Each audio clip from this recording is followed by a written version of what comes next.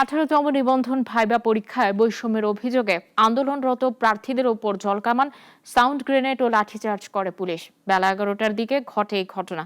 রণক্ষেত্রে পরিণত হয় জাতীয় প্রেস ক্লাব সচিবালয় এলাকা। প্রার্থীদের দাবি, শান্তিপূর্ণ বিক্ষোভ কর্মসূচিকে রক্তাক্ত করেছে পুলিশ।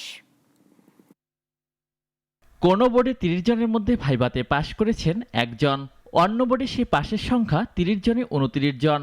18তম নিবন্ধনের মৌখিক পরীক্ষার ফলাফল পর্যালোচনায় বেরিয়ে আসে এসব তথ্য।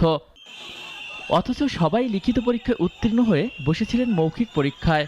এমনকি 16তম ও 17তম নিবন্ধনে যেখানে পাশের হার ছিল যথাক্রমে 92.15 ও 95.02%, সেখানে 18তম নিবন্ধনে তা নেমে এসেছে মাত্র 74.52%।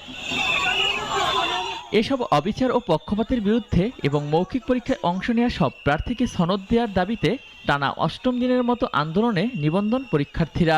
সকাল থেকে জাতীয় প্রেস ক্লাবের সামনে জড়ো হতে থাকেন তারা।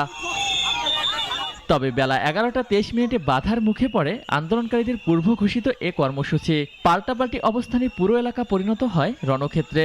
পরিস্থিতি নিয়ন্ত্রণে জলকামান, সাউন্ড গ্রেনেড নিক্ষেপের পাশাপাশি লাঠি চার্জ করেন আইনশৃঙ্খলা বাহিনী।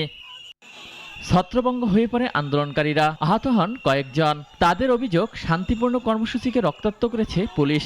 বিগত প্রোগ্রামগুলোর মতো আজকেও শান্তিপূর্ণভাবে অবস্থান করছিলাম, কিন্তু আমাদের আহত কিছু ভাইকে আমরা সামনে রেখে আমাদের আজকে সংহতি প্রকাশ করা ছিল।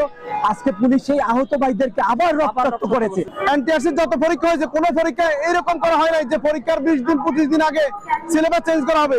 আমাদেরকে যদি বাদই দেওয়ার কথা থাকতো তাহলে কেন আমাদেরকে রিটার্নে বাদ দেয়নি? 18তম নিবন্ধনে মৌখিক পরীক্ষায় 23,000 জন উত্তীর্ণ হতে পারেননি। তাদের অভিযোগ, ইচ্ছাকৃতভাবে ফেল করানো হয়েছে তাদের। তাই দাবি আদায় না হওয়া পর্যন্ত আন্দোলন চালিয়ে যাওয়ার ঘোষণা দেন তারা। ওয়ালিউল রনি, নাগরিক, ঢাকা।